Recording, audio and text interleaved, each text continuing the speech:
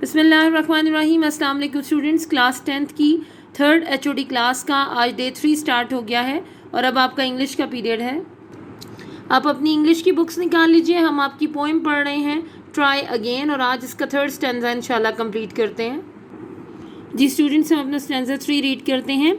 If you find your task is hard try again, time will bring you your reward, try again. All that other folk can do, why with patience should not you?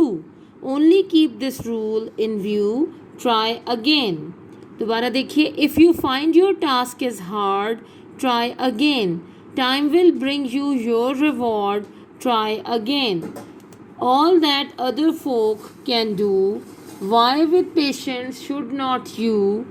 Only keep this rule in view, try again. इस stanza में poet कह रहे हैं कि if you find your task is hard, अगर आपको ऐसा लगे कि आपका जो हदफ है वो बहुत ही मुश्किल है तो आप क्या करें? Try again. आप दोबारा कोशिश करें, बार बार कोशिश करें. Time will bring you your reward, वक्त आपको आपका इनाम दिलवा देगा. ट्राई अगेन, बस आप बार बार कोशिश करते रहें. All that other folk can do, वो सब जो दूसरे लोग कर सकते हैं. Y with patience should not you, तो आप क्यों वो हिम्मत, सब्र और हौसले के साथ नहीं कर सकते. Only keep this rule in view, सिर्फ इस उसूल को याद रखिए. ट्राई अगेन, कि आपने बार बार कोशिश करनी है.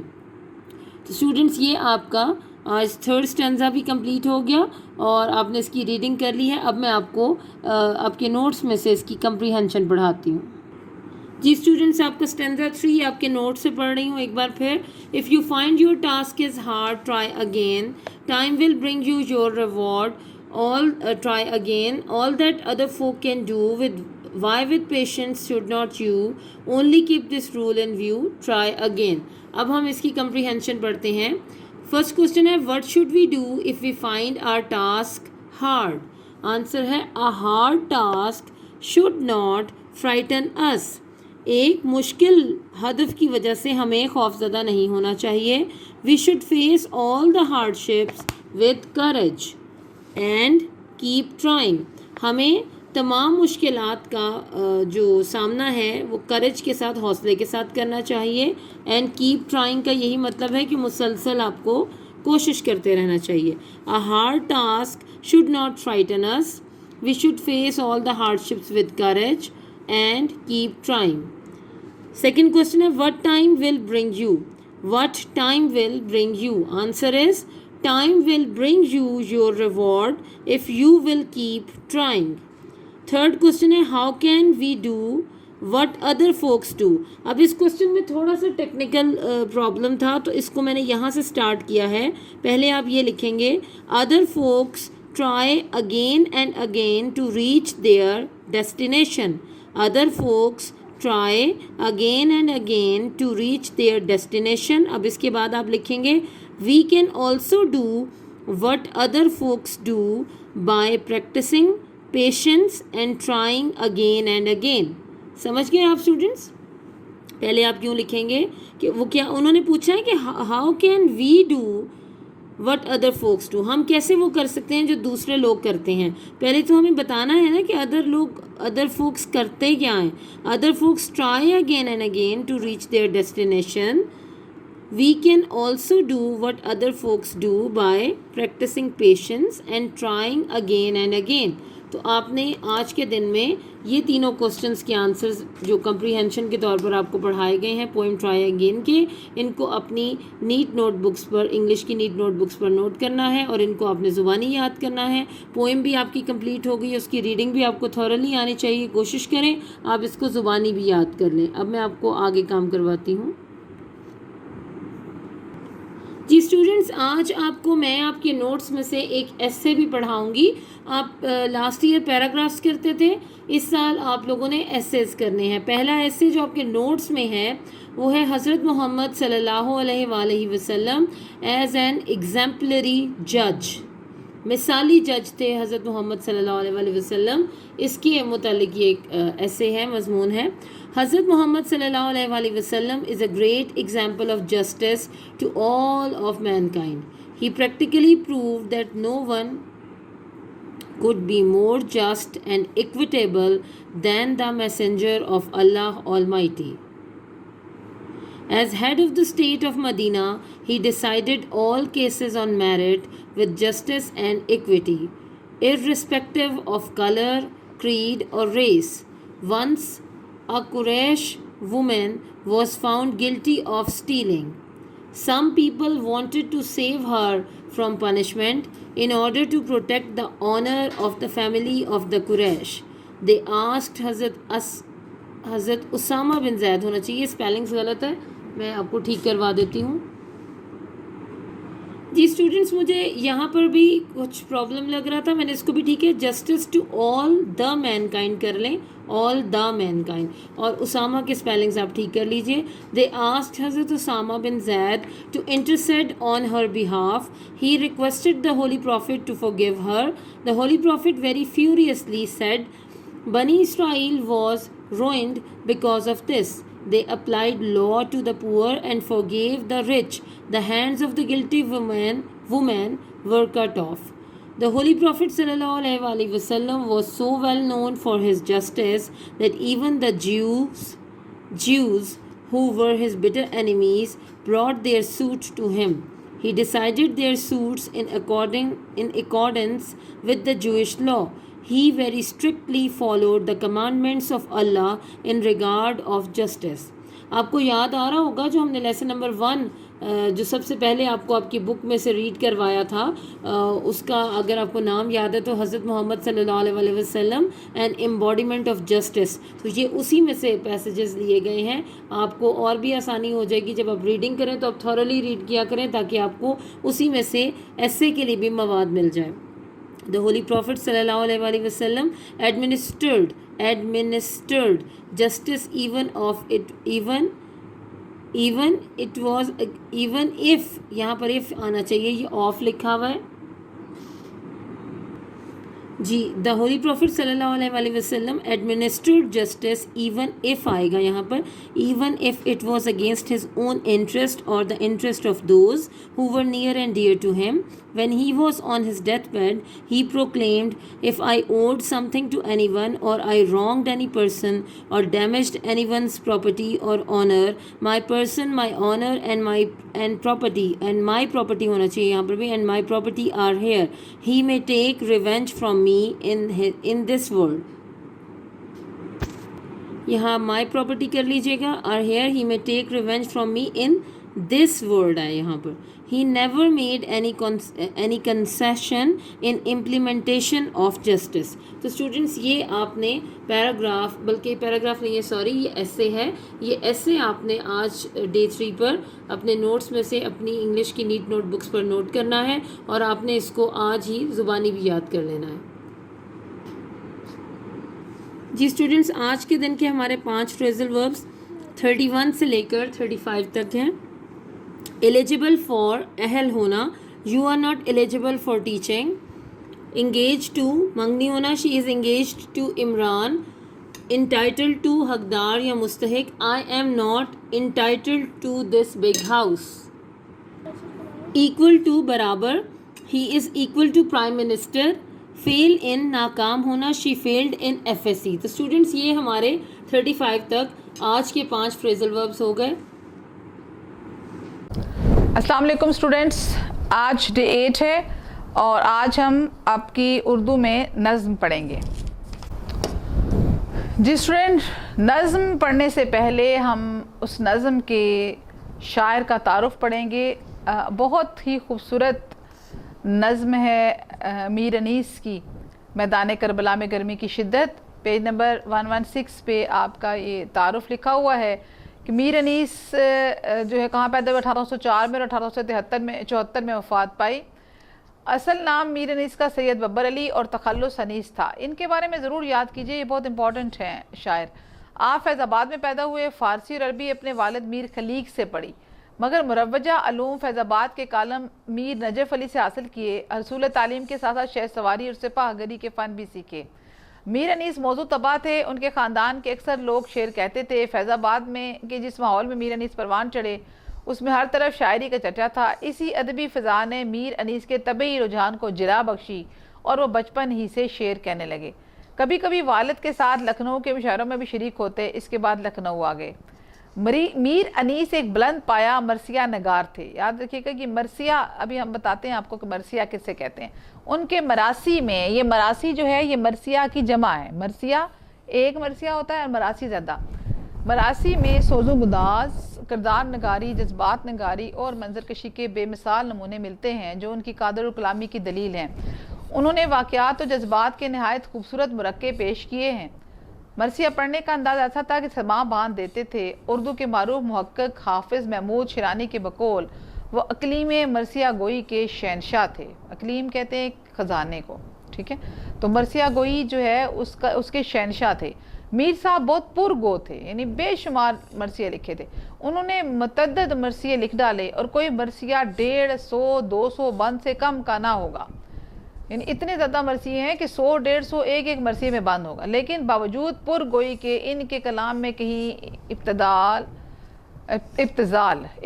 یا عامیانہ پن نہیں آنے پایا، یعنی ایسا نہیں ہوا کہ جب اتنے زیادہ پرگو ہوتے ہیں تو انسان کوئی ایسی بات کہہ دیتا ہے جو کہ عامیانہ، جیسے عام مرثیوں میں کچھ ایسی باتیں لکھی جاتی ہیں جو کہ جس میں عامیانہ پن جو ہے بہت زیادہ پایا جاتا ہے، وہ ان کے مرثیوں میں نہیں آتا تھا۔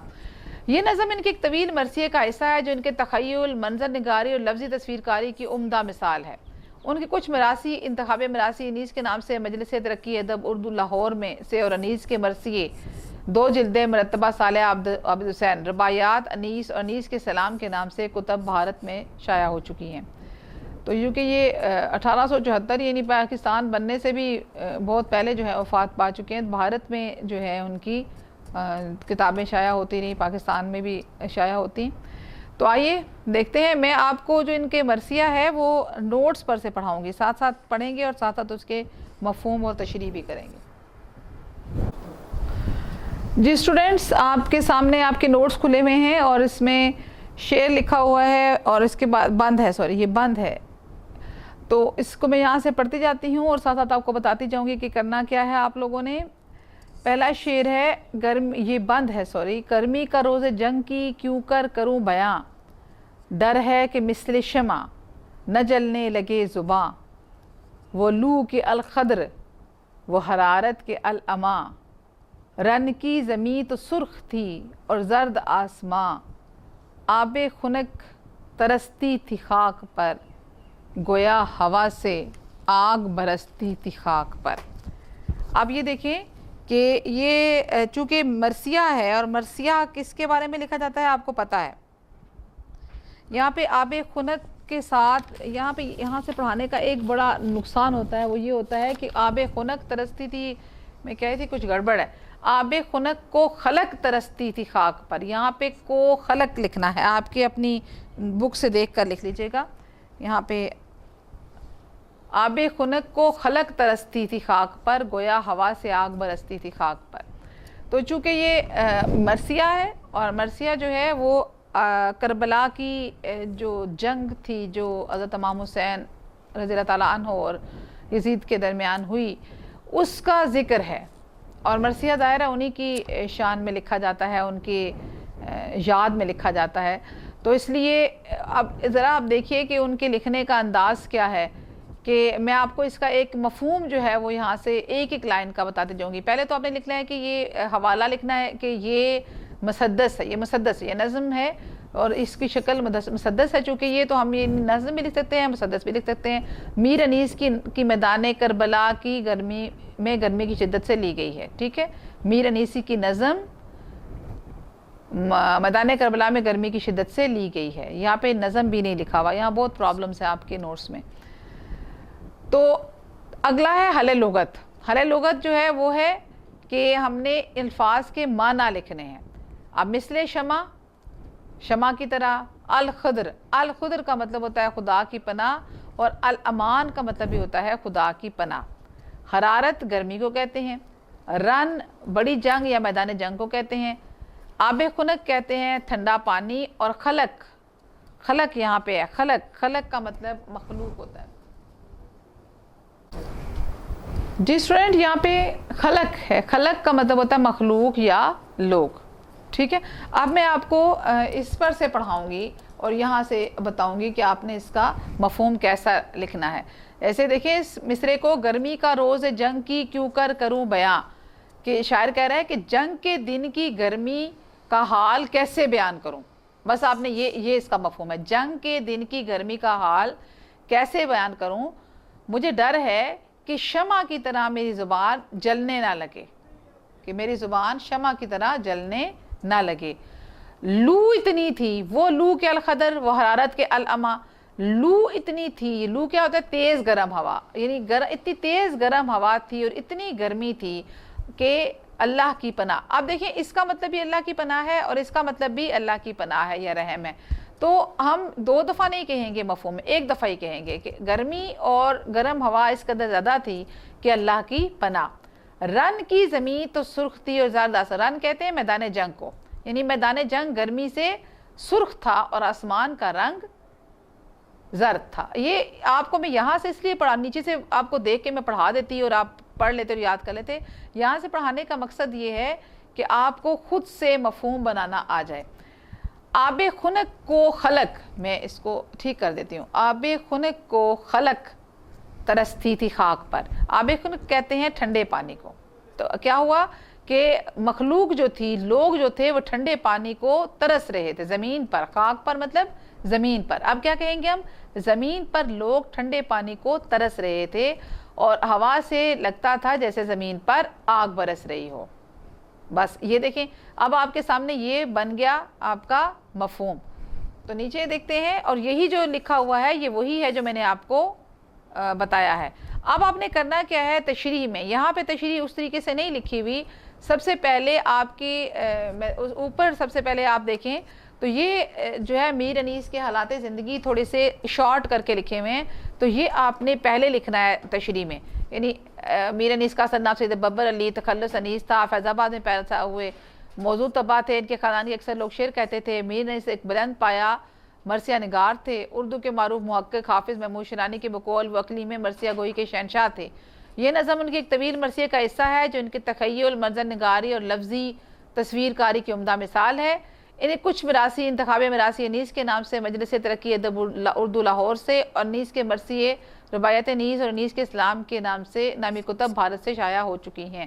یہ بس اتنی سی جو ہے یہ آپ نے پہلے تشریح میں لکھنی ہے اور اس کے بعد تشریح کرنی ہے. اب ہم اس کو تشریح کو دیکھ لیتے ہیں. ایک تشریح آپ کے سامنے لکھی ہوئی ہے, پہلے وہ اوپر لکھنا ہے پھر یہ لکھنا ہے کہ شاعر میدان کربلا میں گرمی کی شدت کو بیان کرتے ہوئے کہتا ہے کہ ایک تو یہ کہ ملک عرب کا ریگستان تھا, جنگ کی وجہ سے گرمی کی شدت اور بڑھ جاتی ہے.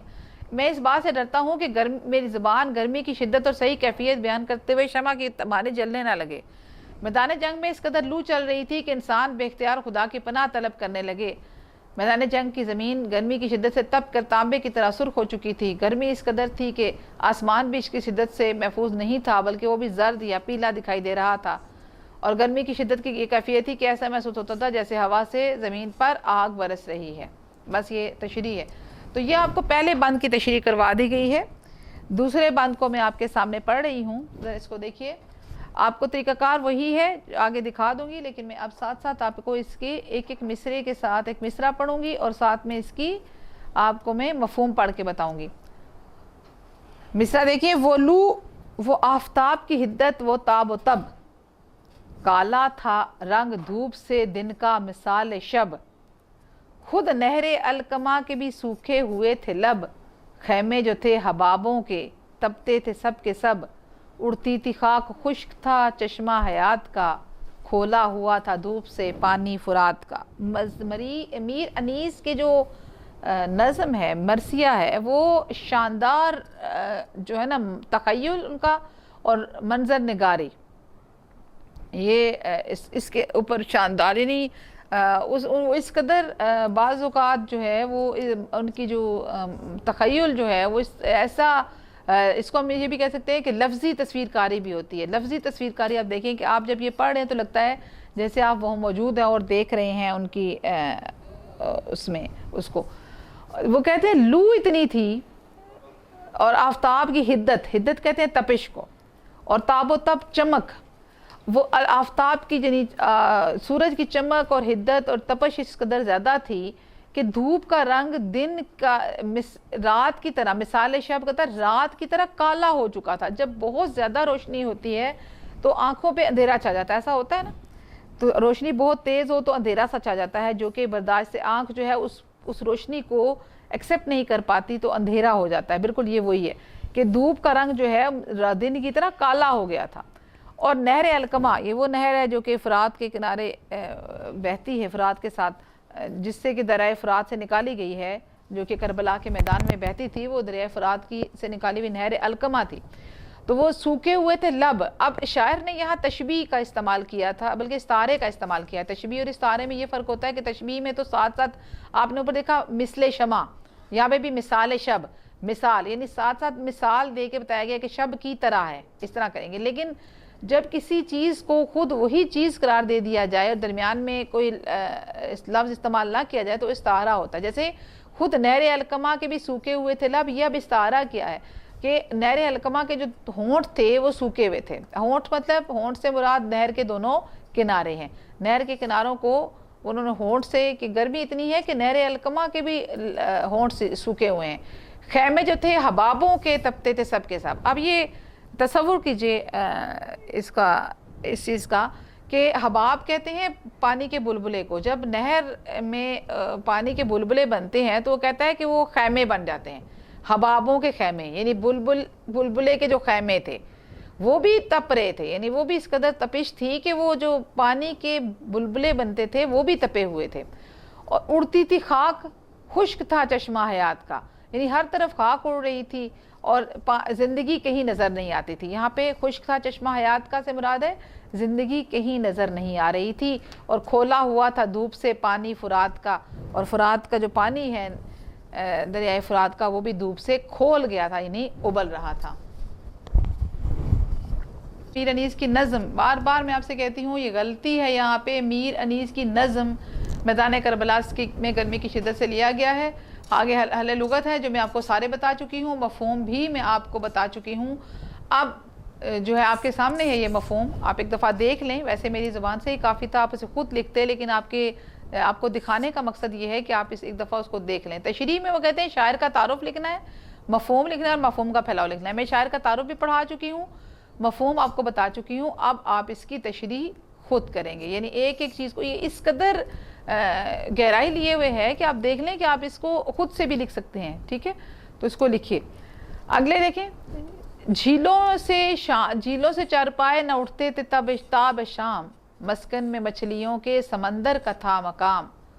آہو جو کاہلے تھے تو چیتے سیاہ فام، پتھر پگھل کے رہ گئے تھے مثل موم خام.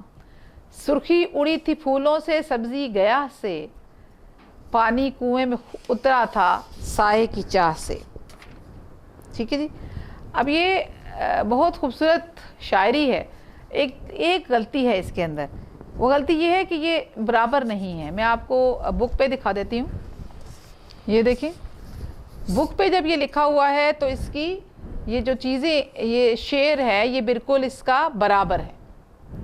ٹھیک ہے، یہاں سے بھی برابر ہے، یہاں سے بھی برابر ہے، وہ برابر نہیں لکھا ہوا. تو آپ نے بک سے دیکھنا ہے کہ لکھا کیسے گیا ہے. جو اگر چھوٹا ہے آپ کے پاس کیا ہم اسے کہتے ہیں مصرع، تو اس کو درمیان میں اسپیس دے کے لکھیں، لیکن اس کا سٹارٹ اور اس کا اینڈ جو ہے وہ ایکول ہونا چاہیے. ٹھیک ہے، چلیں اب اس کا مفہوم پڑھتے ہیں کہ جھیلوں سے چار پائے نہ اٹھتے تھے تاب شام. یعنی جو چار پائے ہیں، چار پائے کہتے ہیں چار پاؤں والے جانور، یعنی جو جاندار جانور ہوتے ہیں، وہ شام تک، تاب شام، شام تک. تو جھیلوں میں بیٹھے ہوئے تھے. چار پائے جو ہیں وہ جھیلوں میں بیٹھے رہتے تھے اور وہ شام تک وہاں سے اٹھتے ہی نہیں تھے. مسکن میں مچھلیوں کے سمندر کا تھا مقام. مسکن کہتے ہیں رہنے کی جگہ کو. تو جہاں پہ مچھلیاں رہتی ہیں، یعنی مچھلیاں کہاں رہتی ہیں؟ مچھلیاں رہتی ہیں پانی کے اندر. وہاں اس جگہ پہ جو ہے وہ سمندر رہتا تھا. سمندر کا ہوتا ہے، اب آپ کہیں گے مسکن میں مچھلیوں کے سمندر کا تھا مقام، اس کا کیا مطلب ہوا؟ کہ اس کا مطلب یہ ہے کہ سمندر کہتے ہیں ایک چھوٹا سے کیڑے کو. یہاں لکھا نہیں ہوا، یہ آپ لکھ لیں، اس کو یاد کر لیں کہ جو آپ چھوٹا سا ایک کیڑا ہوتا ہے اس کا نام سمندر ہے، اور وہ آگ کا کیڑا ہوتا ہے، آگ سے پیدا ہونے والا کیڑا. سمندر کا مطلب ہے آگ سے پیدا ہونے والا کیڑا. یہ وہ والا سمندر نہیں جس سے پانی ہوتا ہے، یہ کیڑا ہے آگ سے پیدا ہوتا ہے. اب اس کو یہ لکھ لیں, سوری, آگ سے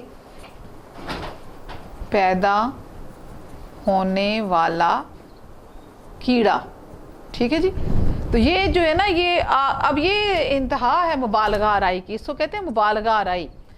مبالغہ آرائی کی انتہا یہ ہے کہ شاعر کہہ رہا ہے کہ کیڑا جو کہ خود آگ سے پیدا ہوتا ہے, وہ گرمی اتنی ہے کہ وہ مچھلیوں کی جگہ پہ چلا گیا ہے, پانی میں چلا گیا ہے گرمی سے بچنے کے لیے. یہ مبالغہ آرائی کی انتہا ہے. آہو جو کاہلے تھے تو چیتے سیاہ فام. آہو کہتے ہیں ہرن کو, ٹھیک ہے, تو کاہلے کہتے ہیں سست کو. تو چیتے جو ہیں سست ہو گئے ہیں گرمی کی وجہ سے, سوری آہو, ہرن جو ہیں وہ گرمی کی وجہ سے سست ہو گیا. اب ہرن تو سست نہیں ہوتا نا. چیتے سیاہ فام, اور چیتے کالے ہو گئے ہیں, کالی رنگت کے ہو گئے ہیں, اتنے شدید گرمی پڑ رہی ہے. پتھر پگھل کے رہ گئے تھے مثل موم خام, اور پتھر جو ہے وہ ایسے پگھل گئے ہیں جیسے کہ کچا موم ہو. اب یہ بھی مبالغہ آرائی کی انتہا ہے کہ شاعر مبالغہ آرائی کر رہا ہے کہ پتھر جو ہیں وہ پگھل کر موم کی طرح پگھل گئے تھے. سرخی اڑی تھی پھولوں سے سبزی گیا سے, یعنی دھوپ اتنی تیز تھی کہ پھولوں سے سرخ رنگ جو ہے وہ اڑ گیا تھا. اور گیا کہتے ہیں سبزے کو, ٹھیک ہے, گھاس پھوس جو ہوتی ہے, گھاس پھوس. تو گھاس سے سبزی ختم ہو گئی, سبزہ ختم ہو گیا تھا. پانی کنویں میں اترا تھا سائے کی چاہ سے. یہ بھی عجیب بات ہے کہ پانی تو آلریڈی کنویں میں ہے, لیکن وہ کہتے ہیں کہ وہ بہت نیچے چلا گیا ہے پانی, کیونکہ اس کو سائے کی ضرورت ہے. اوپر ہے تو اگر پانی اوپر ہے تو اس کو دھوپ پڑتی ہے, تو وہ پانی جو ہے بہت نیچے چلا گیا ہے, کیونکہ اس کو چاہ جو ہے وہ اچھا, چاہ جو ہے وہ دو چیز ہوتی ہے. ایک چاہ جو ہوتی ہے چاہت ہوتی ہے, اور ایک چاہ ہوتا ہے کنواں. یہاں پہ چاہ سے مراد چاہت ہے, کیونکہ کنواں تو آلریڈی موجود ہے نا. تو وہ کہتے ہیں کہ سائے کی تلاش میں, سائے کی چاہت میں پانی جو ہے وہ کنویں میں اندر چلا گیا ہے. یہ میں نے بتا دیا ہے. باقی حوالہ آپ کے سامنے ہے, حل لغت بھی آپ کے سامنے ہے, اور اسی طرح مفہوم نیچے لکھا گیا ہے. میں نے آپ کو مفہوم جو ہے وہ بتا دیا ہے. یہ 3 ہیں بند جو آپ نے آج اپنی نیٹ نوٹ بک پر نوٹ کرنے ہیں. تشریح ایسے نہیں لکھنی جیسے لکھا ہوا ہے, تشریح آپ نے لکھنی ہے خود, جیسے میں نے آپ کو بتا دیا ہے. پہلے شاعر کا تعارف لکھیں, پھر مفہوم کو پھیلا دیں, ٹھیک ہے.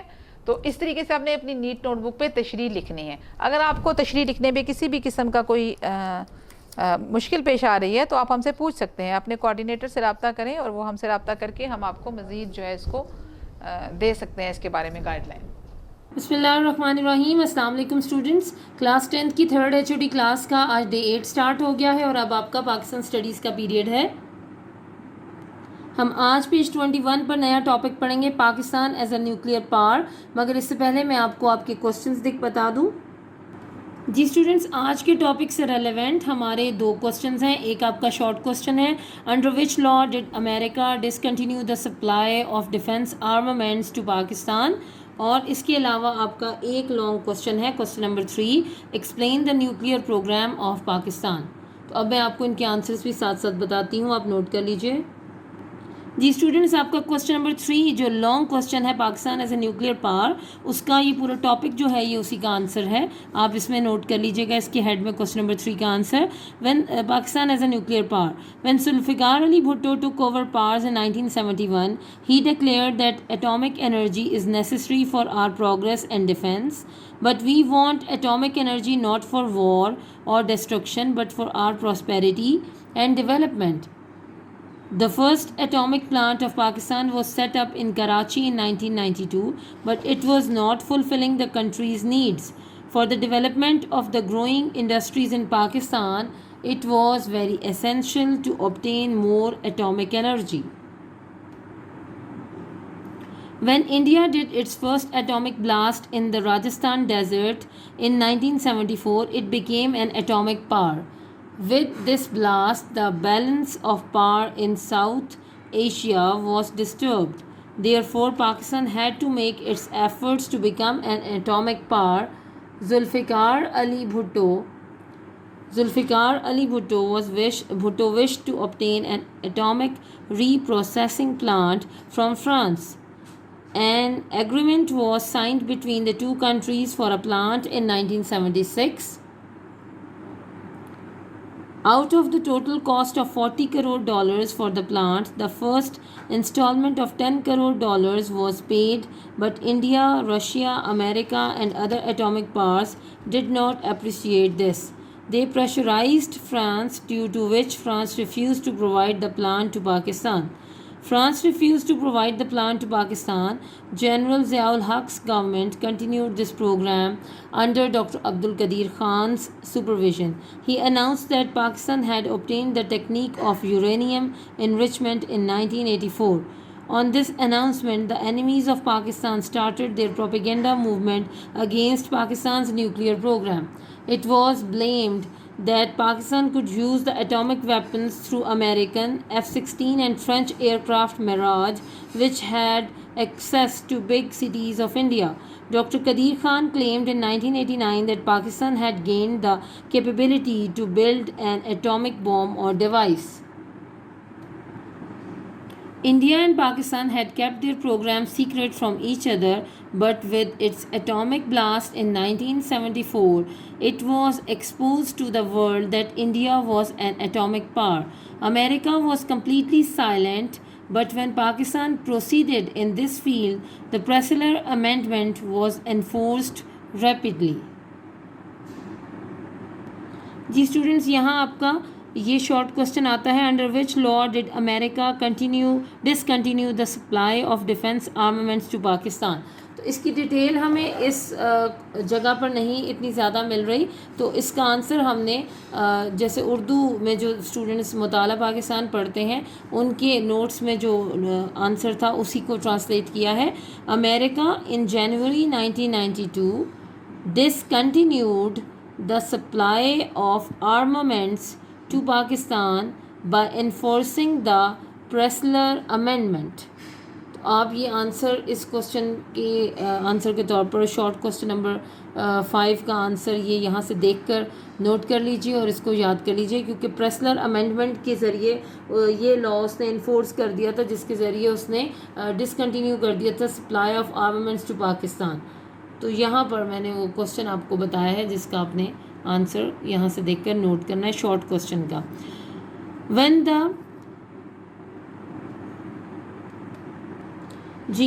the Bharatiya Janata Party BJP came to power in India in 1998, it conducted 5 atomic blasts in Pokhran, Rajasthan on 11th May 1998 to establish its atomic supremacy in the region.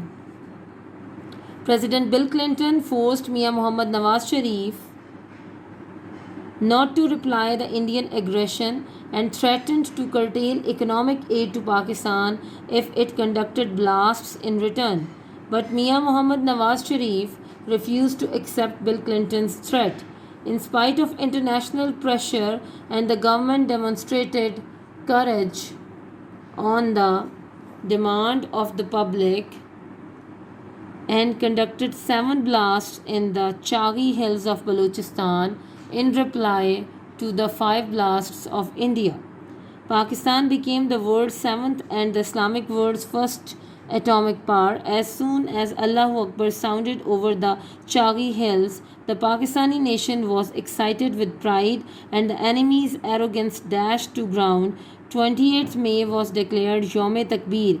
ये important date है objective के point of view से. The nation celebrates this day with full honor and enthusiasm every year.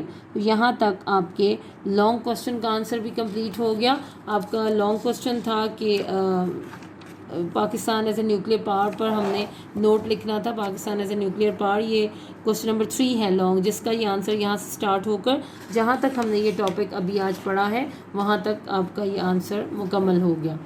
अब हम अगला topic पढ़ते हैं जो आज के दिन में हमारी रीडिंग के कोर्स में शामिल है. The causes of the military take over of 12th October 1999. On 12th October 1999, the Chief of Army Staff General Pervez Musharraf suspended the Constitution, overthrew the government of Prime Minister Mia Mohammad Nawaz Sharif. ये 2 दफ़ा लिखा गया है, prime minister मियाँ मोहम्मद लिखा हुआ है और फिर यहाँ मियाँ मोहम्मद नवाज शरीफ लिखा हुआ है. प्राइम मिनिस्टर आप फिर यहाँ से काट दीजिए क्योंकि यहाँ पूरा नाम है उनका. And dissolve the national and provincial assemblies. The Prime Minister Mian Mohammad Nawaz Sharif's decision of appointing General Ziauddin Chief of Army Staff as a Chief of Army Staff was also declared unconstitutional. Later on, Supreme Court in a decision gave General Pervez Musharraf's government a period of 3 years so he could bring constitutional and social reforms in the country. The system of devolution of powers. The system of devolution of powers initiated by Pervez Musharraf with particular emphasis on local self-government. Local government. A government by the local people who formulate and implement domestic policies at the local level is called the local self government. Students, आपकी old और new books में कुछ questions में contradiction है. जो आपका short question number 2 है, अगर आप देखें तो यहाँ पर लिखा हुआ है why was Washington declaration made. अभी तक मुझे इसलिए ये आंसर नहीं मिला क्योंकि हमने जो उर्दू में जब पढ़ा है तो वहाँ पर उन्होंने ये लिखा है कि ये मुकामी जो हुकूमत है, गवर्नमेंट है, लोकल गवर्नमेंट, ये क्या है. तो अगर वो वाला क्वेश्चन आपका भी हो तो उसका ये आंसर बनता है. उर्दू में जो स्टूडेंट्स पढ़ते हैं उनको ये क्वेश्चन करवा दिया गया है, what is meant by local government या मुकामी हुकूमत से क्या मुराद है. आपको भी मैं ये बता रही हूँ कि अगर ये आपका शॉर्ट क्वेश्चन है तो फिर आप इसको भी नोट कर लीजिए. व्हाट इज़ लोकल गवर्नमेंट, तो उसके आंसर में आएगा government by the local people who formulate and implement domestic policies at the local level is called the local self government. यहाँ तक. Historical background. The following is the historical background of the system of the local government in Pakistan. Viceroy Lord Ripon's system of local governments.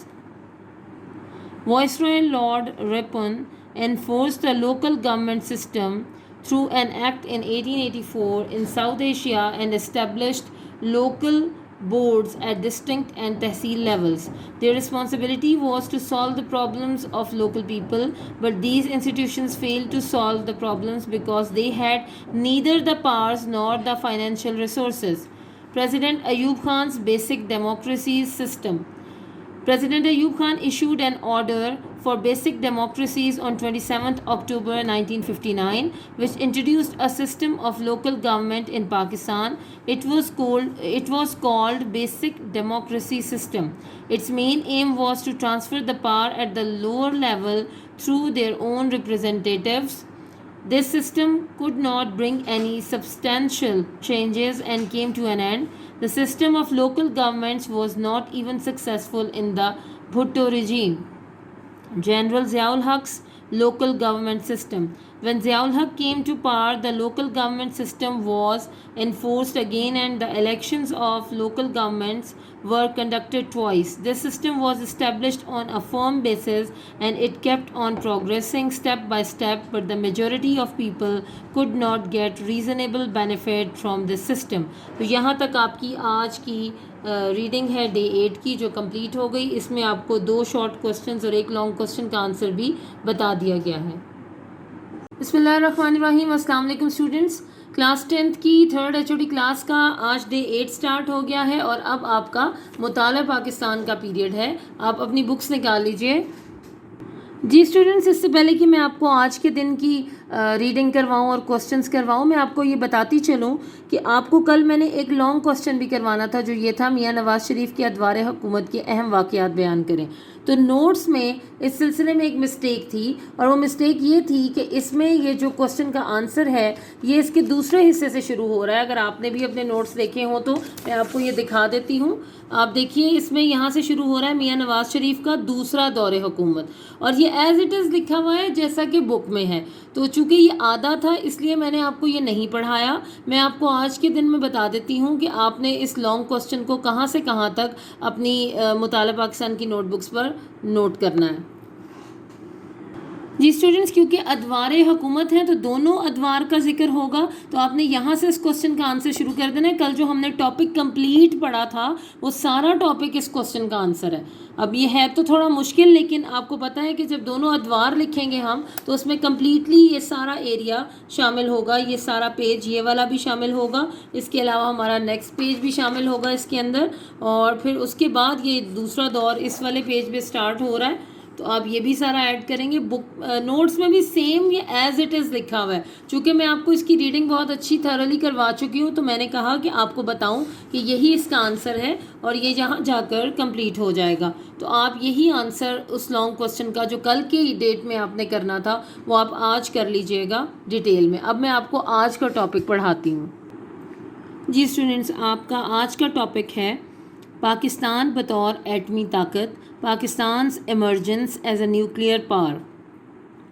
1971 میں ذوالفقار علی بھٹو نے اقتدار سنبھالا تو انہوں نے کہا ایٹمی سائنس ہماری ترقی اور دفاع کے لیے ضروری ہے، مگر ہم ایٹمی توانائی کی خواہش جنگ یا تباہی کے لیے نہیں بلکہ اپنی بہتری اور ترقی کے لیے رکھتے ہیں. 1971 میں کراچی میں پاکستان کا پہلا ایٹمی بجلی گھر قائم کیا گیا، مگر یہ ملکی ضروریات کو پورا نہیں کر رہا تھا، ہونا چاہیے، یہاں بک میں بھی مسٹیک ہو سکتی ہے، آپ ٹھیک کر لیجئے گا. جی، پورا نہیں کر رہا تھا. پاکستان میں بڑھتی ہوئی صنعتوں کی ترقی کے لیے مزید ایٹمی توانائی کا حصول بہت ضروری تھا. بھارت نے جب 1974 میں راجستھان کے صحرا میں اپنا پہلا ایٹمی دھماکہ کیا تو وہ ایٹمی طاقت رکھنے والا ملک بن گیا. بھارت کے ایٹمی دھماکے سے جنوبی ایشیا میں طاقت کا توازن بگڑ گیا، چنانچہ پاکستان نے بھی ایٹمی طاقت بننے کے لیے کوششیں کرنا شروع کر دیں. ذوالفقار علی بھٹو نے فرانس سے ایٹمی ری پروسیسنگ، یہ اردو میں ہے، انگلش کا ورڈ لکھا ہوا تو پروننسیشن کرنا مشکل ہو جاتا ہے، ایٹمی ری پروسیسنگ پلانٹ کے حصول کی خواہش کی. 1976 میں دونوں ممالک میں پلانٹ کی خریداری کا معاہدہ طے پا گیا. پلانٹ کی کل قیمت $40 کروڑ میں سے $10 کروڑ کی رقم پہلی قسط کے طور پر ادا کر دی گئی، لیکن بھارت، روس، امریکہ اور دوسری ایٹمی طاقتوں کو یہ بات پسند نہ آئی. چنانچہ انہوں نے فرانس پر دباؤ ڈالا کہ وہ پاکستان کو یہ پلانٹ مہیا نہ کرے. مجبوراً فرانس نے معاہدے کے باوجود پلانٹ کی فراہمی روک دی. بعد ازاں جنرل محمد ضیاء الحق کے دور حکومت میں ڈاکٹر عبدالقدیر خان کی نگرانی میں پاکستان کا جوہری پروگرام جاری رہا. ایٹمی پروگرام کو ہی کہتے ہیں، جوہری پروگرام جاری رہا. 1984 میں انہوں نے اعلان کیا کہ پاکستان نے یورینیم کو افزودہ کرنے کی تکنیک میں مہارت حاصل کر لی ہے. اس اعلان کے ہوتے ہی پاکستان دشمن عناصر نے پاکستان کے جوہری پروگرام کے خلاف پروپیگنڈا مہم تیز تر کر دی. الزام لگایا گیا کہ پاکستان امریکی F-16 اور فرانسیسی طیارے میراج کے ذریعے ایٹمی ہتھیار استعمال کر سکتا ہے جو بھارت کے بڑے شہروں تک رسائی حاصل کر سکتے ہیں. 1989 میں ڈاکٹر عبدالقدیر خان نے دعویٰ کیا کہ پاکستان نے ایٹمی ری ایکٹر بنانے کی صلاحیت حاصل کر لی ہے. بھارت اور پاکستان نے اپنے جوہری پروگرام کو ایک دوسرے سے خفیہ رکھا تھا، مگر بھارت نے 1974 میں دھماکہ کر کے دنیا کو بتا دیا کہ وہ ایک ایٹمی قوت ہے. امریکہ نے اس کے اس رویے سے نظریں چرا لی تھی، مگر جب پاکستان نے اس میدان میں قدم رکھا تو اسے پریسلر ترمیم کی پابندیوں میں جکڑ دیا گیا. تو اسے پریسلر ترمیم ہے اور اس کی پابندیوں میں جکڑ دیا گیا. پریسلر امینڈمنٹس بھی کہتے ہیں ان کو. 1998 میں بھارت میں بھارتیہ جنتا پارٹی BJP برسر اقتدار آئی تو اس نے بھارت کی برتری کا سکہ جمانے کے لیے 11 مئی 1998 کو پوکھران راجستھان میں 5 ایٹمی دھماکے کر کے خطے میں اپنی ایٹمی برتری قائم کرنے کی کوشش کی. امریکی صدر بل کلنٹن نے پاکستان کے وزیر اعظم نواز شریف کو بھارتی جارحیت کا جواب دینے سے منع کر دیا اور دھمکی دی کہ اگر پاکستان نے جوابی دھماکے کیے تو اس کی اقتصادی امداد بند کر دی جائے گی. مگر وزیر اعظم نواز شریف نے امریکی صدر بل کلنٹن کی بات ماننے سے صاف انکار کر دیا. عالمی دباؤ کے باوجود پاکستان کی حکومت نے اپنے عوام کے مطالبے پر اخلاقی جرات اور قومی غیرت کا مظاہرہ کرتے ہوئے 28 مئی 1998 کو بلوچستان کے چاغی پہاڑ میں بھارت کے 5 دھماکوں کے مقابلے میں 7 دھماکے کیے۔ ان دھماکوں کے ساتھ ہی پاکستان دنیا کا 7واں اور عالم اسلام کا پہلا ایٹمی ملک بن گیا۔ جو ہی چاغی کے پہاڑوں میں اللہ اکبر کا نعرہ گونجا، پاکستانی قوم کا سر فخر سے بلند ہو گیا اور دشمن کا غرور خاک میں مل گیا۔ 28 مئی کو یوم تکبیر کا نام دیا گیا، یہ بھی آپ یاد رکھیے گا۔ قوم ہر سال یہ دن پورے وقار اور جوش و خروش کے ساتھ مناتی ہے۔ 12 اکتوبر 1999 کے فوجی قبضے کی وجوہات۔ The causes of military takeover of 12 October 1999۔ 12 اکتوبر 1999 کو جنرل پرویز مشرف نے بطور چیف آف آرمی سٹاف آئین کو معطل کرتے ہوئے وزیر اعظم میاں محمد نواز شریف کی حکومت کا تختہ الٹ دیا اور قومی اور صوبائی اسمبلیاں بھی معطل کر دیں، جبکہ وزیر اعظم میاں محمد نواز شریف کی حکومت کا جنرل ضیاء الدین کو بطور چیف آف آرمی سٹاف نامزد کرنے کے فیصلے کو بھی غیر آئینی قرار دے دیا۔ بعد ازاں سپریم کورٹ نے اپنے فیصلے میں جنرل پرویز مشرف حکومت کو 3 سال کا عرصہ دیا تاکہ وہ آئینی اور معاشرتی اصلاحات لائیں۔ پرویز مشرف کے دور میں اختیارات کی نچلی سطح پر منتقلی اور مقامی حکومت۔ The devolution of power process initiated by Pervez Musharraf's government with particular emphasis on the local self-government۔ مقامی حکومت ایسی حکومت جس کی باغ ڈور مقامی لوگوں کے ہاتھ میں ہو مقامی حکومت کہلاتی ہے۔ مقامی لوگ ہی مقامی سطح کی پالیسیاں مرتب کرتے ہیں، منصوبے بناتے ہیں اور ان کو عملی جامہ پہناتے ہیں۔ تاریخی پس منظر۔ پاکستان میں مقامی حکومتوں کے نظام کا تاریخی پس منظر ذیل میں پیش کیا جاتا ہے۔ وائسرائے لارڈ پن کا مقامی حکومتوں کا نظام۔ 1884 میں جنوبی ایشیا میں وائسرائے لارڈ پن نے ایک ایکٹ کے ذریعے مقامی حکومتوں کا نظام نافذ کیا اور اس نے ضلع اور تحصیل کی سطح پر مقامی بورڈ قائم کیے جن کے ذمے مقامی لوگوں کے مسائل حل کرنا تھے، لیکن یہ ادارے لوگوں کے مسائل حل کرنے میں ناکام رہے کیونکہ ان کے پاس نہ تو اختیارات تھے اور نہ وسائل تھے۔ صدر ایوب خان کا بنیادی جمہوریتوں کا نظام۔ صدر ایوب خان نے بنیادی جمہوریتوں کا حکم نامہ 27 اکتوبر 1959 کو جاری کیا، جس کے مطابق پاکستان میں مقامی حکومتوں کا ایک نظام لاگو کیا گیا جسے بنیادی جمہوریت کا نام دیا گیا۔ اس کا اہم مقصد یہ تھا کہ اختیارات کی نچلی سطح تک منتقلی اور عوام کے مسائل کا حل بنیادی سطح پر ان کے اپنے نمائندوں کے ذریعے کیا جائے۔ یہ نظام کوئی خاطر خواہ تبدیلی نہ لا سکا، لہٰذا حکومت کی تبدیلی کے ساتھ ہی یہ نظام ختم ہو گیا۔ ذوالفقار علی بھٹو کے دور میں بھی مقامی حکومتوں کا نظام کامیاب نہ ہو سکا۔ جنرل ضیاء الحق کے دور میں مقامی حکومتوں کا نظام۔ جنرل ضیاء الحق کے برسر اقتدار آنے کے بعد مقامی حکومتوں کے نظام کو دوبارہ نافذ کیا گیا اور مقامی حکومتوں کے انتخابات 2 دفعہ کروائے گئے۔ یہ نظام مضبوط بنیادوں پر قائم کیا گیا اور مرحلہ وار ترقی کرتا رہا، مگر عوام کی اکثریت کو کوئی خاطر خواہ فائدہ نہ ہو سکا۔ تو اسٹوڈنٹس، یہاں تک آپ کی آج ڈے 8 کی ریڈنگ کمپلیٹ ہوئی۔ اب اس سے ریلیونٹ کوسچن کرتے ہیں۔ جی اسٹوڈنٹس، آج ہم ایک شارٹ کوسچن کریں گے۔ امریکہ نے کس قانون کے تحت پاکستان کو دفاعی سامان کی فراہمی بند کر دی؟ اور ایک لانگ کوسچن کریں گے، پاکستان کے جوہری پروگرام کی وضاحت کریں۔ اس لانگ کوسچن کا تو یہ کمپلیٹ آنسر بنتا ہے جو ٹاپک آج ہم نے ابھی پڑھا ہے۔ آپ دیکھ لیجئے، یہ ٹاپک تھا پاکستان بطور ایٹمی طاقت۔ یہ یہاں سے شروع کر کے اور آئی تھنک یہ یہاں تک مکمل ہو جاتا ہے، اور آپ چاہیں تو اس کو ایز اٹ از بک سے یاد کر سکتے ہیں، لیکن نوٹس میں یہ تھوڑا مختصر کر کے لکھوایا گیا ہے۔ میں آپ کو نوٹ سے بھی پڑھا دیتی ہوں، لیکن جو بچے چاہیں وہ بک سے بھی اس ٹاپک کو ایز اٹ از لکھ لیں۔ پہلے ہم شارٹ کوسچن کرتے ہیں، پھر لانگ کوسچن۔ جی اسٹوڈنٹس، یہ آپ کا آج کا شارٹ کوسچن ہے۔ امریکہ نے کس قانون کے تحت پاکستان کو دفاعی ساز و سامان کی فراہمی بند کر دی؟ امریکہ نے جنوری 1992 میں پریسلر ترمیم کے تحت پاکستان کو دفاعی ساز و سامان کی فراہمی بند کر دی۔ بس یہی اس کا آنسر ہے۔ آپ اس کو اپنی نوٹ بکس پر آج ہی نوٹ کر لیں اور یاد کر لیں۔ اب ہم لانگ کوسچن پڑھتے ہیں۔ جی اسٹوڈنٹس، نوٹس کے مطابق یہ کوشچن کا آنسر یہاں سے سٹارٹ ہوتا ہے. پاکستان کے جوہری پروگرام کی وضاحت کریں. 1971 میں ذوالفقار علی بھٹو نے اقتدار سنبھالا تو انہوں نے کہا، یہ انورٹڈ کامرز میں ہوگی بات، ایٹمی سائنس ہماری ترقی اور دفاع کے لیے ضروری ہے، مگر ہم ایٹمی توانائی کی خواہش جنگ یا تباہی کے لیے نہیں بلکہ اپنی بہتری اور ترقی کے لیے کرتے ہیں.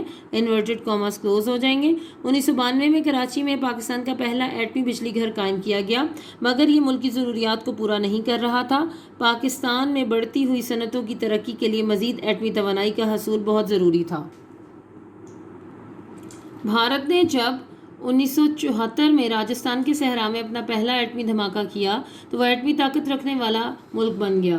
بھارت کے ایٹمی دھماکے سے جنوبی ایشیا کا توازن بگڑ گیا، چنانچہ پاکستان نے بھی ایٹمی طاقت بننے کی خواہش کی. 1976 میں دونوں ممالک میں پلانٹ کی خریداری کا معاہدہ طے پا گیا. پلانٹ کی کل قیمت $40 کروڑ میں سے $10 کروڑ کی رقم پہلی قسط کے طور پر ادا کر دی گئی، لیکن بھارت، روس، امریکہ اور دوسری ایٹمی طاقتوں کو یہ بات پسند نہ آئی. چنانچہ انہوں نے فرانس پر دباؤ ڈالا کہ وہ پاکستان کو یہ پلانٹ مہیا نہ کرے. مجبوراً فرانس نے معاہدے کے باوجود پلانٹ کی فراہمی روک دی. اب دیکھیے یہاں تک مجھے ایسے لگتا ہے کہ جسے بات مکمل نہیں ہے، کیونکہ کمپلیٹ ایٹمی طاقت کے متعلق ہم نے بتانا ہے کہ پاکستان کا پورا وہ جو جوہری پروگرام تھا، اس کے بعد ہی تو پاکستان نے اپنا جوہری پروگرام خود بنانا شروع کیا. اگر آپ کو یاد ہو جو ہم نے کل ریڈنگ کی تھی، میں آپ کو ایک دفعہ پھر دکھا دیتی ہوں. یہ بات تو یہاں تک مکمل ہو جاتی ہے بک میں، لیکن اس کے بعد یہ جو مزید ڈیٹیل ہے اس میں تو پورا وہ تفصیل ہے کہ کیسے پاکستان نے اپنا یہ جوہری پروگرام خود ڈیولپ کیا اور کب وہ دھماکے کیے گئے اور کس دن کو یوم تکبیر کا نام دیا گیا. میں چاہوں گی کہ وہاں تک اگر آپ نے نوٹ سے کرنا بھی ہے تو اس کے آگے آپ یہ ضرور ایڈ کر لیجئے، کیونکہ یہ بہت امپورٹنٹ کوسچن ہے اور یہ بات یہاں پر ہی مکمل ہوتی ہے. Thank you.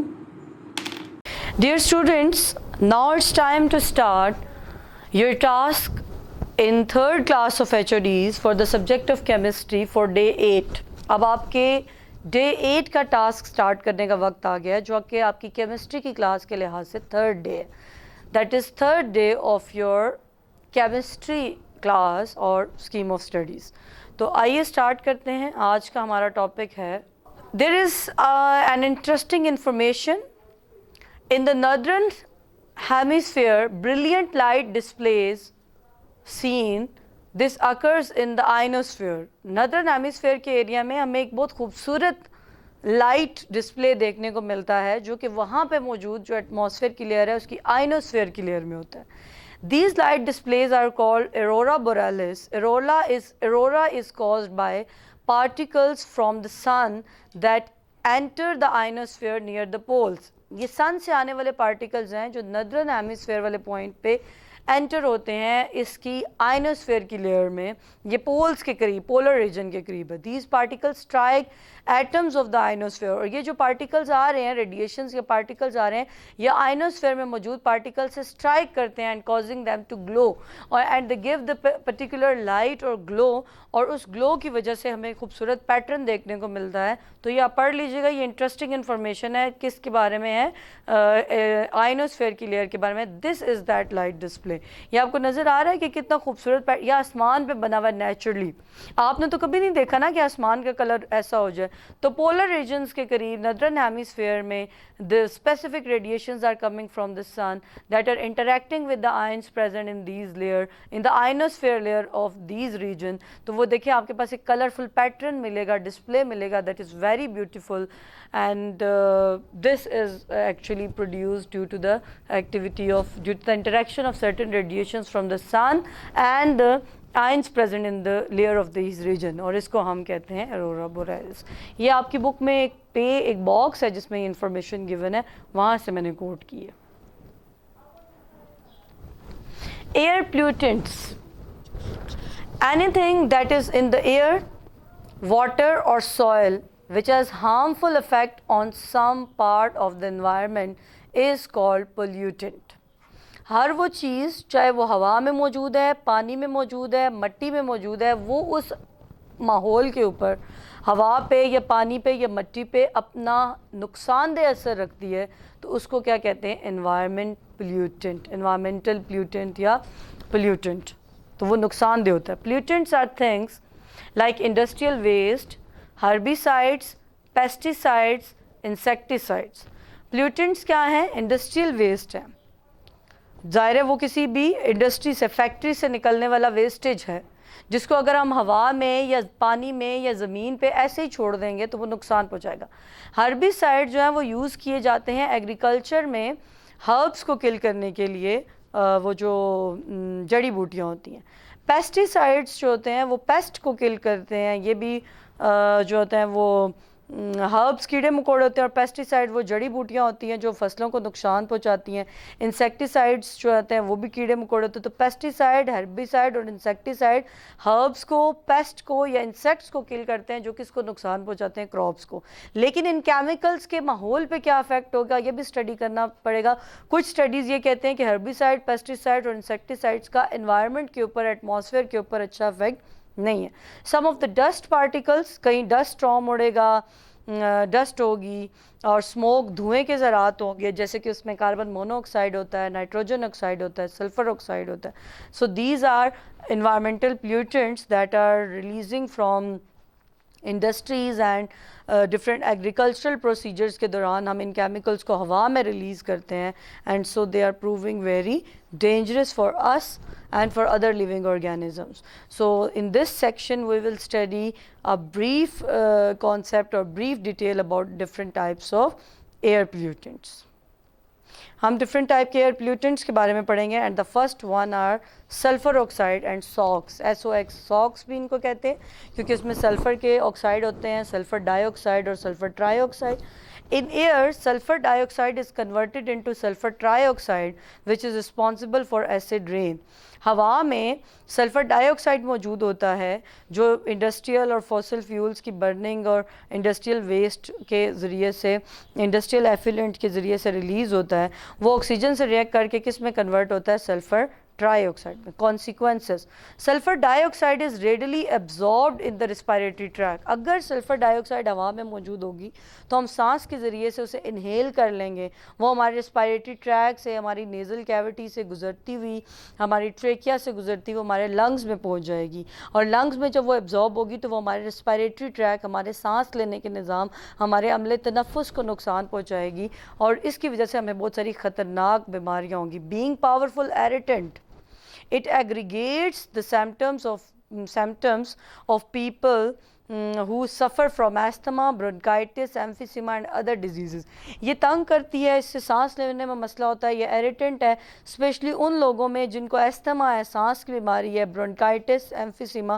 جو بایو کے اسٹوڈنٹ ہیں انہوں نے تو فرسٹ چیپٹر میں یہ ڈیزیزز پڑھی ہیں، تو یہ بیماریاں جن کو ہوں گی ان کو سانس لینے میں اور مسئلہ ہوگا، اور ان کی یہ بیماریاں جو ہیں وہ اور پروگریس کریں گی، ان کی ڈیزیز پروگریشن اور زیادہ ہوگی ساکس کے موجود ہونے کی وجہ سے. آگے کچھ ٹاپکس میں ہم ان کے سورسز بھی اسٹڈی کریں گے کہ وہ کون سی ایسی چیزیں ہم استعمال کرتے ہیں جس کی وجہ سے ہوا میں ساکس، یہ مطلب سلفر ڈائی آکسائڈ اور ٹرائی آکسائڈ زیادہ ہوتا ہے. Carbon monoxide. Carbon monoxide is a poisonous gas. Poisonous gas ہے. یہ کیسے بنتی ہے؟ جب لمیٹڈ اماؤنٹ آف آکسیجن کے ساتھ کول ریئیکٹ کرتا ہے تو کاربن ڈائی آکسائڈ بننے کے بجائے کیا بنتا ہے؟ Carbon mono oxide, CO. بعض اوقات اگر اگر آکسیجن کی اماؤنٹ زیادہ ہو تو وہ کاربن مونو آکسائڈ بننے کے بجائے کیا بنتا ہے؟ Carbon dioxide. لیکن کاربن ڈائی آکسائڈ سے بھی زیادہ زہریلی گیس کون سی ہے؟ Carbon monoxide. Carbon monoxide is a poisonous gas, ایک زہریلی گیس ہے. اٹ کازز ہیڈ ایک، اس سے سر میں درد ہوتا ہے، ڈیزنس فیل ہوتی ہے. When inhaled for long time it میں کاز ڈیتھ، اور اگر لمبے عرصے تک اس کو انہیل کریں گے تو اس سے ڈیتھ بھی ہو سکتی ہے. And it is soluble in water, اور اس کا نقصان یہ ہے کہ پانی میں بھی مکس ہو سکتی ہے. تو اگر کسی جگہ پہ کاربن ڈائی آکسائڈ کی کنسنٹریشن زیادہ ہے تو وہ پانی میں مکس ہو جائے گی، اور پھر ایسا پانی پینے سے بھی کافی نقصان پہنچے گا. Nitrogen oxide NO2, the important oxide of nitrogen that causes air pollutions are nitric oxide and nitrogen oxide. Nitrogen کو NOx کہتے ہیں، NOx. NOx, the important oxides of nitrogen that cause air pollution. ہوا کے وہ nitrogen کے compound جو air pollution cause کرتے ہیں وہ کیا ہے؟ Nitric oxide NO and nitrogen dye oxide NO2. Collectively ہم ان کو کیا کہتے ہیں؟ NOx. Nitrogen oxide is a کلرلیس odorless gas. اس کا کوئی کلر نہیں ہے اور کوئی اسمیل نہیں ہے. Nitrogen dioxide is a reddish brown gas with pungent odour. اس کا ریڈش براؤن کلر ہے اور اس کی اسمیل بہت تیز ہوتی ہے. پنجنٹ آڈر تیز آڈر کو کہتے ہیں, ایریٹنٹ آڈر کو کہتے ہیں, ایسا آڈر جو سانس لینے میں پرابلم کوز کرے. Consequences, both these oxides are highly toxic gases. یہ آکسائڈ جو ہیں وہ بہت زہریلے ہیں. They damage lungs. یہ جو ہے وہ ہمارے لنگس کو نقصان پہنچاتے ہیں. And cause headache and coughing. اور اس کی وجہ سے سر درد ہوتا ہے, کھانسی ہوتی ہے اور ریسپیریٹری سسٹم کو نقصان پہنچاتے ہیں. They are very dangerous. ہوا میں موجود نہیں ہونی چاہیے اس طرح کی چیزیں. میتھین, نیکسٹ ہمارے پاس پولیوٹنٹ ہے methane CH4. Methane is produced when dead plant material decay in the absence of air. Methane اس وقت پروڈیوس ہوتی ہے جب ہوا میں کوئی ڈیڈ پلانٹ موجود ہو اور وقت گزرنے کے ساتھ ساتھ وہ زمین کے اندر دب جائے یا اس کے اوپر مائکروبیل ایکٹیویٹی شروع ہو جائے اور مائکروبز اس کو ڈیگریڈ کرنا شروع کر دیں, تو it is released in the air from marshes, swamps and rice paddy field. اور یہ کون سے ایریاز میں زیادہ پروڈیوس ہوتی ہے؟ میرشز میں, جہاں پہ مطلب جس کو دلدل کہتے ہیں, جہاں پہ پانی رکا ہوا ہوتا ہے, اسٹیگننٹ واٹر ہوتا ہے. سویمپس یا رائس پیڈی ویل جو کھیت ہوتے ہیں جہاں پہ ہم چاول کی فصل کاشت کرتے ہیں, تو چاول کی فصل جو ہے وہ پانی میں مسلسل ڈوبی ہوئی ہوتی ہے, وہاں پہ بھی مائکروبیل ایکٹیویٹی کی وجہ سے میتھین پروڈیوس ہوتی ہے. اور میتھین جو ہے وہ بہت ڈینجرس ہے. ویسے تو میتھین کو آپ کو پتہ ہے کہ ہم گھروں میں ایز اے سوئی گیس یا جو ہے وہ LPG گیس کے طور پر سلنڈر میں یا CNG کے طور پر اپنی گاڑیوں کے اندر یوز کرتے ہیں, لیکن اگر یہ ہوا میں ایکسپوز ہو جائے گی اور ہم سانس میں اس کو انہیل کرنا شروع کر دیں گے تب یہ پلیوٹنٹ ہے اور یہ ہمیں نقصان پہنچائے گی. Methane forms irritating and toxic compounds. Methane میں بہت سے اور بھی اریٹیٹنگ ٹاکسک زہریلے کمپاؤنڈز ہوتے ہیں. Methane is an excellent heat absorber and cause global warming. اور ہوا میں موجود ہوگی تو ہیٹ ایبزارب کرے گی اور یہ گلوبل وارمنگ کاز کرے گی. گلوبل وارمنگ کا ٹاپک اگلے آنے والے لیکچرز میں ہم نے ڈیٹیل میں پڑھنا ہے. Chlorofluorocarbons, CFCs. Chlorofluorocarbons are a group of clinically unreactive compounds. یہ chemically unreactive compounds ہیں, CFCs ان کو کہتے ہیں. اور یہ compounds جو ہیں وہ CFCs جو ہیں وہ different activities میں ہم اپنے different appliances میں یوز کرتے ہیں اور پھر یہ ریلیز ہو کے ٹروپوسفیئر سے ہوتے ہوئے اسٹریٹوسفیئر میں چلے جاتے ہیں اور وہاں اوزون ڈپلیشن کاز کرتے ہیں. CFCs trap heat in the atmosphere and also cause global warming. اسی طرح سن سے آنے والی ہیٹ کو یہ ٹریپ کر لیتے ہیں جس کی وجہ سے ہمارے جو پلانٹ ارتھ ہے اس کا ٹیمپریچر بڑھ گیا. CFCs میں also cause skin allergies. Skin allergies cause کرتے ہیں damage to liver, kidney and nervous system. یہ صرف ہماری اسکن کو افیکٹ نہیں کرتے, ہمارے لیور کو اور کڈنی اور نروس سسٹم کو بھی افیکٹ کرتے ہیں. CFCs also attack the ozone layer. CFCs ozone layer کو اٹیک کرتے ہیں, اوزون ڈپلیشن کاز کرتے ہیں. آپ کو سمجھ آ رہا ہوگا کہ جتنا بھی یہ چیپٹر میں آپ سے ڈسکس کر رہی ہوں بہت زیادہ ڈسکرپٹیو ہے. یہ ایک بار آپ نے چیزیں سننی تو ہیں, لیکن یہ chapter high degree of memorization مانگتا ہے. تو ہر دن کا جو ٹاسک آپ کا ہوگا آپ نے اس کو یاد کرنا ساتھ ساتھ. میں نے یہ ایزی چیپٹر چوز اسی لیے کیا ہے کیونکہ آپ آن لائن کلاسز لے رہے ہیں, تو بہت سی ایسی چیزیں ہوتی ہیں کہ جو اگر آن لائن لیکچر کے دوران آپ کو کلیئر نہ ہوں, تو میں نے سوچا کہ ایک ایسا ٹاپک چوز کیا جائے جو ایزی ٹاپک ہے, جس کو آپ یہاں سے ایک بار سنیں گے اور پھر سیلف ریڈنگ کر کے بھی آپ کو آ جائے گا. تو یہ ایک آپ کا کیمسٹری کا ایزی چیپٹر ہے. اس میں کوئی لیم ایکسکیوز نہیں ہے کہ ہمیں یہ چیپٹر سمجھ نہیں آیا. اگر آپ اس کو غور سے سنیں گے تو آپ کو سمجھ آئے گا اور اس کے بعد آپ کو پھر اس کو یاد کرنا ہوگا, جو کہ آپ کا ٹاسک ہے کہ آپ نے لازمی کرنا. نیکسٹ ہمارے پاس ایئر پلیوٹنٹس ہے lead compounds. Lead compound in the air comes mainly due to the combustion of leaded petrol. Lead compounds جو ہیں وہ تب ہمارے پاس آتے ہیں جب پیٹرول کے اندر ہم لیڈ کمپاؤنڈس یوز کرتے ہیں, لائک ٹیٹرا میتھائل لیڈ اور ٹیٹرا ایتھائل لیڈ ہم یوز کرتے ہیں. وہ ہم کس لیے یوز کرتے ہیں؟ ناکنگ ایک ساؤنڈ پروڈیوس ہوتی ہے. اگر پیٹرول اچھی کوالٹی کا نہ ہو تو وہ انجن کو افیکٹ کرتا ہے, اور ایک انجن میں ساؤنڈ پروڈیوس ہوتی ہے جس کو ہم کہتے ہیں ناکنگ. اس ناکنگ کو ختم کرنے کے لیے ہم لیڈ کمپاؤنڈز یوز کرتے ہیں جن کو اینٹی ناک ایجنٹس کہتے ہیں, تاکہ وہ انجن کے اندر ناکنگ کی ساؤنڈ پروڈیوس نہ ہو.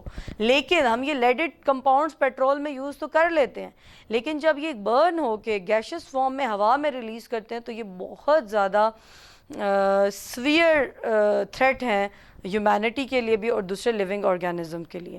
لیڈڈ petrol used in the motor vehicles اور from the lead based paints. اس کے علاوہ گاڑیوں میں یوز ہوتا ہے آٹو موبائلس میں یوز ہوتا ہے. اس کے علاوہ پینٹس کے اندر ہم لیڈ ایڈ کرتے ہیں, اور وہ لیڈ بیسڈ پینٹس بھی جو ہیں وہ سورس آف پولیوشن ہے, کیونکہ ہوا میں لیڈ کے کمپاؤنڈز ریلیز ہوں گے. لیڈ کمپاؤنڈس جو ہیں it affects the brain development in the humans being specially in the children. یہ جو ہے وہ برین ڈیولپمنٹ افیکٹ کرتا ہے اسپیشلی بچوں میں. At high level it can be fatal. اور اگر لیڈ کمپاؤنڈ کی کنسنٹریشن بہت زیادہ ہو اور کسی جگہ پہ آپ رہتے ہیں اور وہاں پہ لیڈ کے کمپاؤنڈس بہت زیادہ ہیں تو وہ پھر بہت زیادہ فیٹل ہیں, مطلب لائف تھریٹننگ ہے, زندگی کو خطرہ پہنچا سکتے ہیں. ان میں سے کچھ کمپاؤنڈ کارسینوجینک ہوتے ہیں, کینسر کازنگ ہوتے ہیں. Ozone is a light blue gas and has an unpleasant odor. Ozone ایک لائٹ بلو کلر کی گیس ہے اور اس کی اسمیل جو ہوتی ہے وہ انپلیزنٹ ہوتی ہے, وہ اچھی نہیں ہوتی, مطلب سانس لینے میں بھی مسئلہ ہوتا ہے, اور اس کی اسمیل کو ایزیلی اسمیل نہیں کیا جا سکتا کہ اچھی نہیں ہوتی. اوزون کا فارمولا O3 ہے, یہ ایلوٹروپک فارم ہے آکسیجن کی. Ozone causes breathing difficulties. اگر آپ کی ٹروپوسفیئر دیکھیں, آپ کی اسٹریٹوسفیئر میں اوزون موجود ہے لیکن وہ آپ کی وہاں پہ آپ کی لائف تو ایگزسٹ نہیں کرتی. اگر آپ کی اوزون آپ کی ٹروپوسفیئر میں آ جائے گی اور آپ سانس کے ذریعے سے انہیل کرنا شروع کر دیں گے تو وہ آپ کے لیے ٹھیک نہیں ہے. Ozone causes breathing difficulties, asthma and eye irritation. Ozone جو ہے وہ سانس لینے میں پرابلم کاز کرتی ہے اور ایستما کاز کرتی ہے اور آئیز کی پرابلم کاز کرتی ہے. آئی ایریٹیشن اور آئی انفیکشنز بھی ہم کہہ سکتے ہیں کہ ہو سکتے ہیں اوزون کی وجہ سے. تو آج ہم نے ڈفرینٹ ایئر پلیوٹنٹس کے بارے میں پڑھا تھا, ایئر پلیوٹنٹ کا ٹاپک پڑھا تھا. میں دوبارہ ریپیٹ کر دیتی ہوں, ہم نے کون کون سے ایئر پلیوٹنٹ پڑھے. SOx mean sulphur oxides, NOx nitrogen oxide, CFCs methane, ozone and lead compounds کے بارے میں ہم نے پڑھا ہے. تو آپ نے ان تمام کے بارے میں جو انفارمیشن ہے وہ لکھنی بھی ہے اپنی نوٹ بک پہ اور یاد بھی کرنی ہے. یہ آپ کے نوٹس پہ کوشچن موجود ہے. What do you know about some dangerous pollutants, اور وہاں پہ یہ تھا کہ سم امپورٹنٹ پلیوٹنٹس کے بارے میں بتائیں. تو آپ نے ان تمام کی ڈیٹیل لکھنی ہے جو آج کے لیکچر میں آپ کو پڑھائی گئی ہے اور یاد کرنی ہے. یہی آپ کے آج کے دن کا ٹاسک ہے.